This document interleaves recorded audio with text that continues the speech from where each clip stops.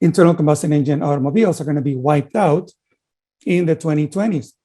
I mean, we're going to have 200-mile EVs for $5,000 by 2030. Hey, I'm Steven and this is Solving the Money Problem. If you're new, welcome. If you're not, welcome back. So I love Tony Seba, one of the absolute OGs of predicting the future before it arrives, sounding crazy at the time, but being dead right. If you're a regular viewer of the channel, you'll probably be familiar with Tony Seba, and in this video, I'm going to be reacting to and sharing my thoughts and commentary around a segment from a very recent presentation discussing the enormous disruption of transportation that is already underway, yet nobody seems to realize. This disruption is an absolute tsunami with profound implications. It's absolutely mind-boggling to me that no one saw it coming, apart from the likes of Tony Seba, and no one even recognizes what's happening today. So this is my attempt to raise the alarm bells, sound a warning, and let investors in particular know what is already underway and what is inevitable throughout the rest of this decade. So make sure you're sitting down for this and let's get into the video. If you love crypto, stocks, and free stuff, or just want to help out the channel, check out these great offers. BlockFi are launching the world's first Bitcoin rewards credit card. People in the US can earn 1.5% Bitcoin back on every purchase with no annual fee using the BlockFi Bitcoin rewards credit card. Check out the link in the description. And for a limited time, you can get up to $250 in crypto bonuses when funding a new account on BlockFi, where you can use cryptocurrency to earn interest, borrow cash, and buy or sell crypto. If you want your free crypto, use the link in the description. And if you'd like up to 2 free stocks, check out the link in the description to WeBull. If you open a new account, you'll get 1 free stock valued up to $300 just for opening an account. And if you make an initial deposit of $5 or more, you'll get a second free stock valued up to $2,000. Seriously. Free stocks? Yes, please. And finally, if you're in Australia, the UK, or New Zealand, you can get a free stock with stake, also linked in the description. Thanks so much for your support, guys. Let's get back to it. 3 years ago, I talked about the disruption of transportation. I'm just going to show a few of my predictions and what has happened in the meantime. So again, in my book, Clean Disruption, in 2014, I published this curve for electric vehicles with 200-mile range. And at the time, I said that by 2020, there would be 200-mile electric vehicles that would be cheaper than the median new car in America, which, of course, at the time sounded insane, not going to happen, right? I mean, folks were predicting 2040s, 2050s before that would happen. Guess what? It did happen. Now, when it comes to predictions about the future, having a track record of success really matters, especially when you're making predictions that at the time sound batshit crazy, yet in the future prove to be dead on the money. I recall Cathie Wood of ARK Invest making a few predictions around Tesla that were also based on the same kind of research around disruption, cost curves, blah, blah, blah, blah, blah, sounding insane at the time, getting laughed off the panel on CNBS. You guys know the drill. And then, of course, Tesla breaks out and suddenly everyone goes, oh, hang on. She was right. So in this particular case, I really think it's worth giving you guys some context. For more than the last decade, Tony Seba has been making these predictions that at the time sound insane, yet he's been right on the money. Tony's far too humble to gloat about these predictions at length, but I'm here to tell you today, he's right. He's been right, and he will continue to be right, no matter how crazy he sounds, because rather than reasoning by analogy and using linear predictions, Tony Seba is actually engaging his brain, looking at the data, and then predicting from there. This is what separates Tony from practically the entire automotive industry, every single Wall Street stock analyst, the Muppets in the mainstream media, and most other folks out there today who don't realize what's around the corner. Now, if you have capital to invest in the stock market, in companies, or you already own stocks, it's really important to understand what's happening right now because nobody sees it coming, okay? This is why for the last 2 years, since day one on this channel, I've been predicting that legacy automotive is screwed, going bankrupt, out of business, being acquired, merging, or at the very least, limping toward the end of the decade as a speck of their former selves, doing a fraction of the business that they were previously in their glory days because they didn't see this coming. This disruption, what Tony is discussing, will simultaneously destroy hundreds of billions of dollars of value in the stock market, destroy countless companies, and on the opposite side, create trillions of dollars of new value in the stock market, in market capitalizations, and in totally unrelated matters. I just want to once again remind you guys and girls watching that I currently only own one stock, Tesla, and I'm not an idiot. Tesla Model 3 is $35,000. We have the GM Bolt. We have, and in China, we have a number of cars that are way below that. So that is the cost curve. And what this cost curve is saying is that essentially by 2025 or 6, we're going to have $10,000 electric vehicles with 200-mile range. Essentially, internal combustion engine automobiles are going to be wiped out in the 2020s. Now, this is a huge prediction from Tony with equally huge implications. And once again, I just want to point out, nobody on Wall Street sees this coming. None of the genius stock analysts out there are predicting that practically every new vehicle produced in the year 2030 will be electric. Even some of the more bullish analysts out there are somewhere around the 50, maybe even 80% mark, but most of them 50% at best. So allow me to make a few predictions that will age rather well. You can count on it.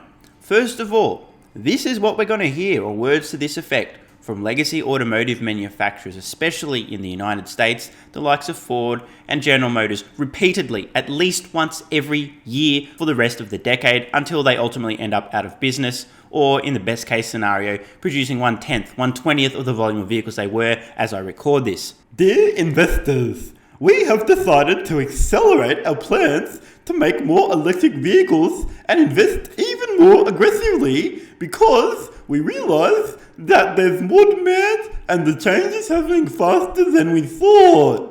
Okay, you guys can count on it. We're going to hear the same spiel from every CEO of every legacy automotive manufacturer over and over and over the entire decade. They're going to be accelerating their plans to transition to EVs because everybody steering the ship was a brain-dead moron who couldn't see what was around the corner, aka the imminent iceberg called the electric vehicle disruption. And see, the thing is, it's kind of too late now. Tesla has an unassailable lead. Tesla is ultimately going to take the lion's share of the electric vehicle and the autonomous vehicle market in the future. These legacy automotive manufacturers should have been moving full speed ahead, directing every spare cent, every dollar towards transitioning to electric vehicles 5+ years ago. Yet they didn't because they had incompetent leadership. Yep, I mean it, literally incompetent. I can't believe some of these CEOs are getting paid tens of millions of dollars to bankrupt their own companies. But I digress. The point is, Tesla's already won this race. They've already won the decade, and now it's just a matter of watching this play out. We're going to have 200-mile EVs for $5,000 by 2030. And in fact, that's already been announced, which sounded insane when I mentioned it in 2014. So this picture, which I essentially have not updated just to show you how to track disruptions and so on. And based on that, we have almost all, not Toyota, but pretty much everyone else.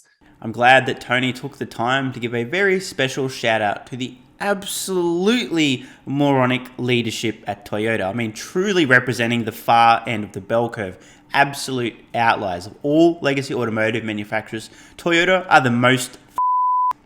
If you haven't seen my video called The End of Toyota, I explain in detail why this is the case. There's a card in the corner. Check it out. Almost all, not Toyota, but pretty much everyone else has car companies have said that they're going all in on EVs by 2030 or 2035 or so.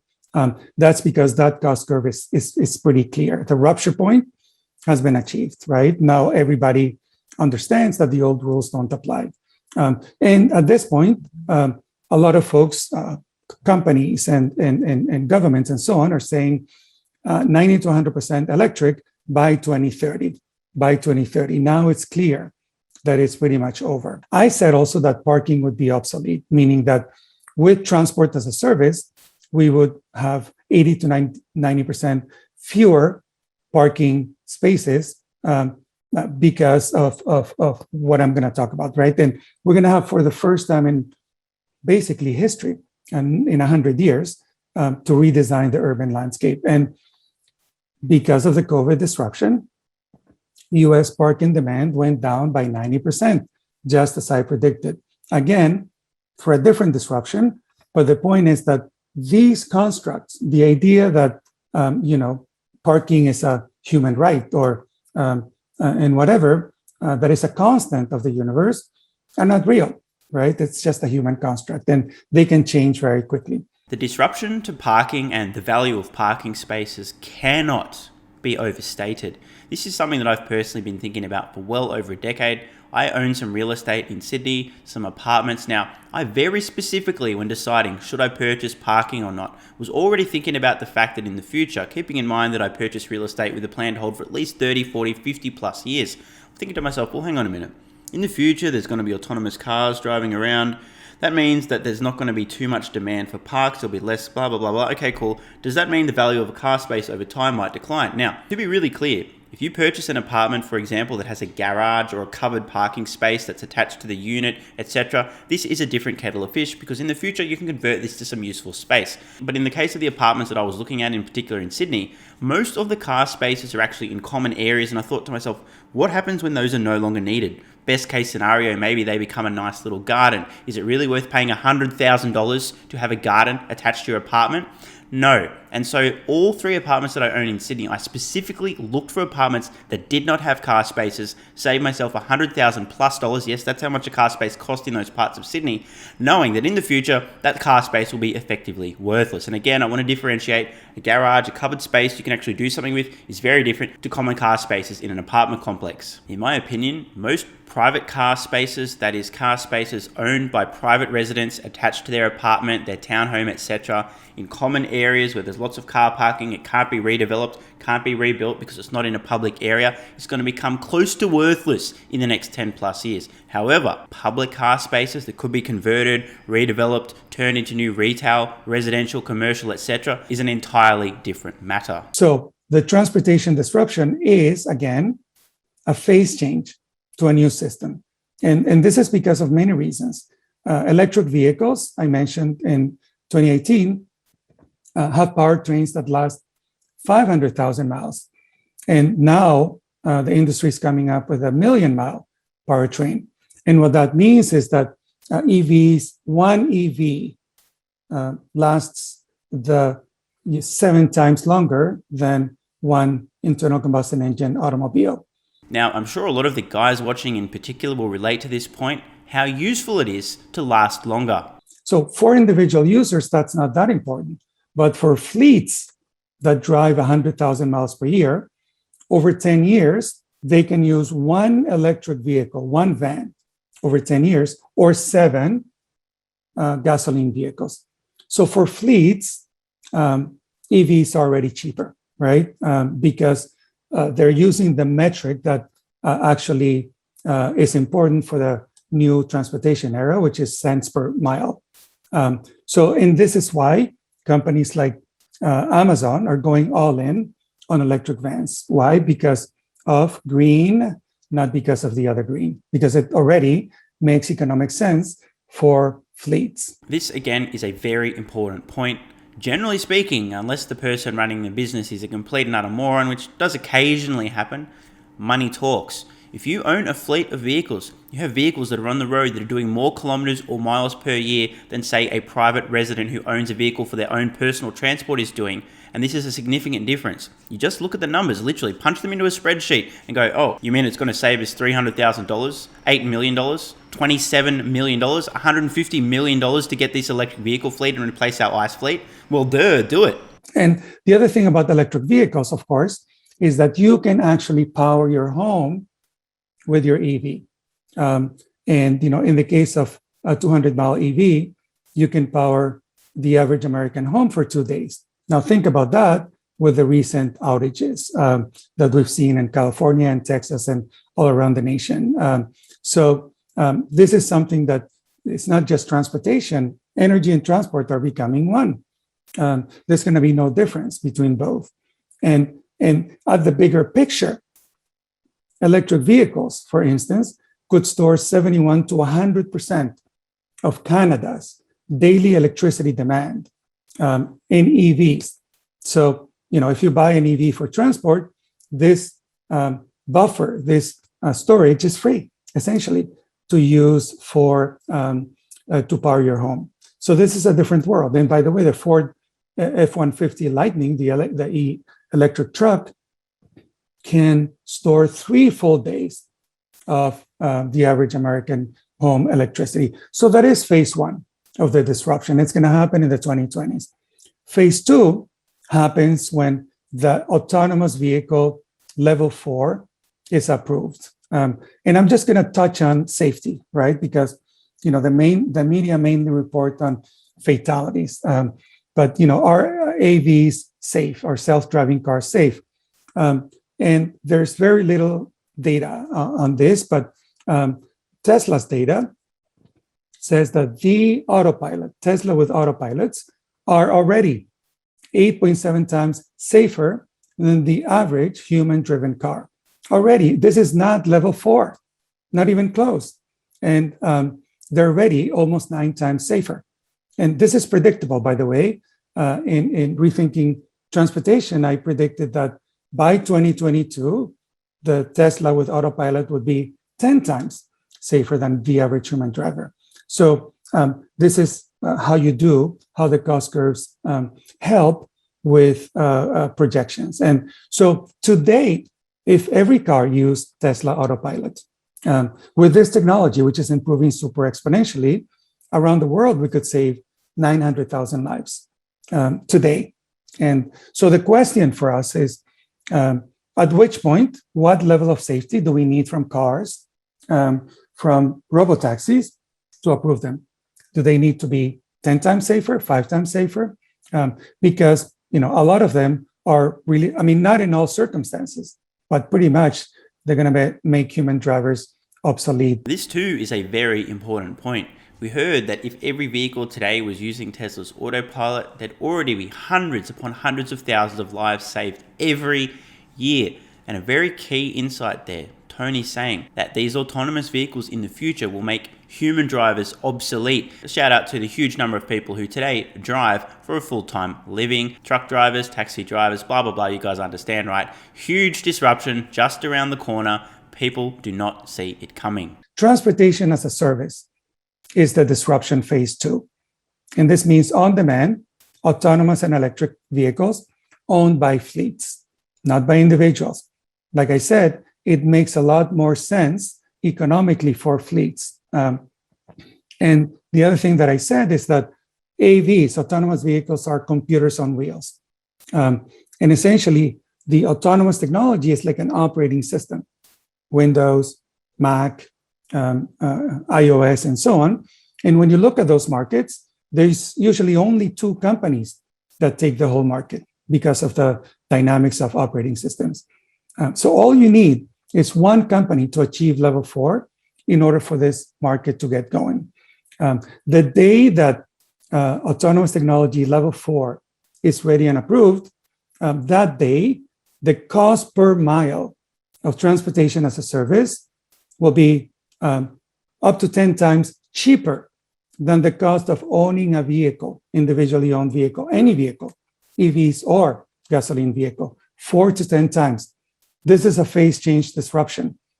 It's looking with the million-mile actually powertrain that it's going to be a lot more than 10x. But 10x essentially means that it's a no-brainer as far as this disruptions.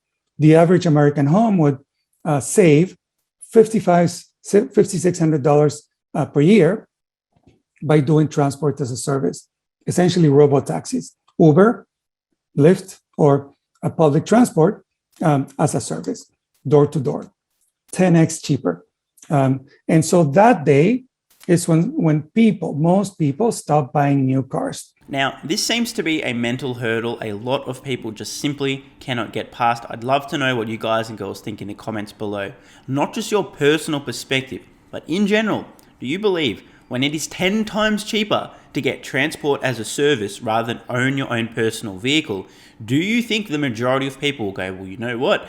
Yeah, buying a car, I'll just use transport as a service. I'd much rather get a Robotaxi. I don't need to have a car space or a garage. I don't need to worry about maintenance, insurance, etc. And it's much more convenient. Let me know in the comments below.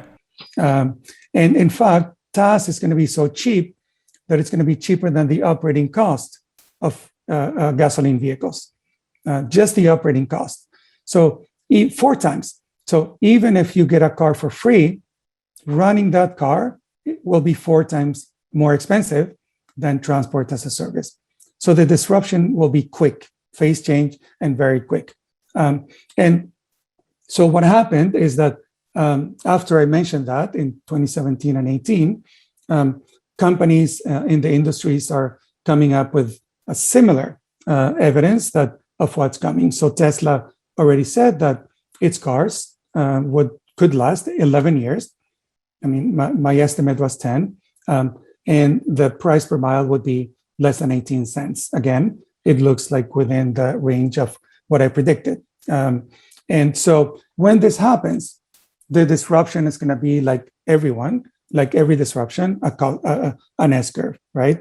And by assuming that level 4 AVs are ready and approved this year, next year, 2023, I mean, the longer it takes, the faster that disruption is going to happen. Again, because these things are computers on wheels, you just download the software.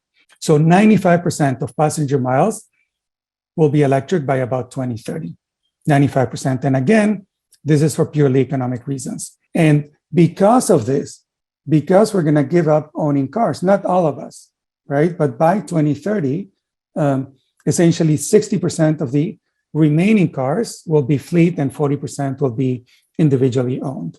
But the number of vehicles will shrink by about 80% because we're going to have more cars going round and round and fewer cars that are individually owned. And this is one of the most important points of Tony's entire presentation.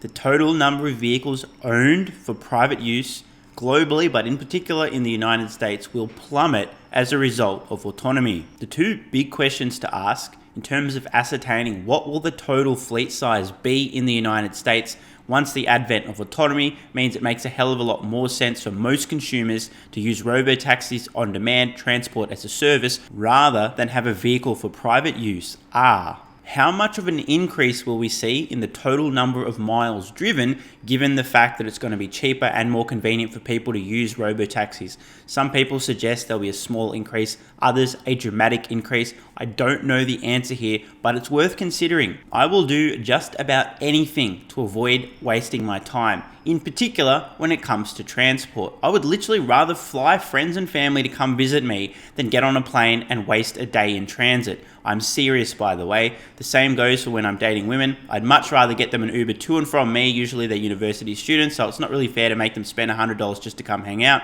But I'm happy to pay their transport costs so I don't have to waste time getting to them. Robotaxis will change everything.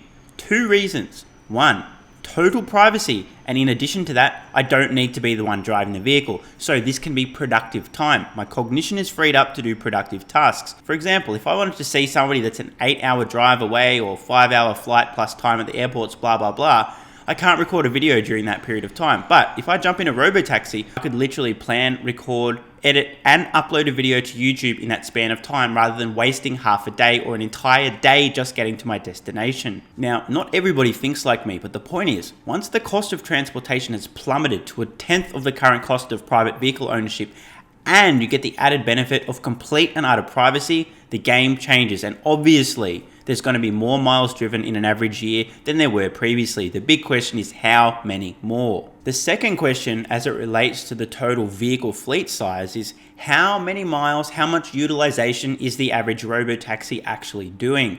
Is it 2 times, 3 times, 5 times, 10 times as many miles as a typical private vehicle? And again, this is something that I don't know, so I'm a little bit in the dark here. But in either case, it's obvious to me that the total fleet size will shrink. But the big question is how much, and that's really a factor of how many more miles are driven in total, and what is the total utilization rate? How many miles in a 24-hour period is each robotaxi doing? And the implications are stunning. So again, I showed this in 2018. Let me show it again. In a place like Los Angeles, with the freed space from the disruption of TAS, essentially they could build 3 cities the size of San Francisco in that space opened up by parking. So we need to start planning today for what to do with all that space, whether we want it to be green, we want it to be for new businesses, for affordable housing and so on. we need to start preparing for that. The liberation of so much valuable land that today in our cities is used exclusively for parking really illustrates the scale and scope of this disruption. As I said in the introduction, this disruption is a tsunami that no one sees coming. First, the electric vehicle will absolutely eviscerate the internal combustion engine vehicle in just the next few years, and by the end of this decade, no company with any brains whatsoever will be producing ICE vehicles, period. And then, the rise of autonomous vehicles completely changes the landscape of transportation. We are talking about literally multiple trillions of dollars of disruption and opportunity. And once again, I want to remind you, in totally unrelated matters, I only own one stock, Tesla, and yes, I'm still buying Tesla stock today. But there's definitely absolutely no correlation whatsoever between those two entirely separate pieces of information. Please definitely don't try to read between the lines there. Hope you guys have enjoyed this video. There's a link in the description to the full presentation. I'll have another video in a few days' time discussing the energy component of this great presentation from Tony Seba as well.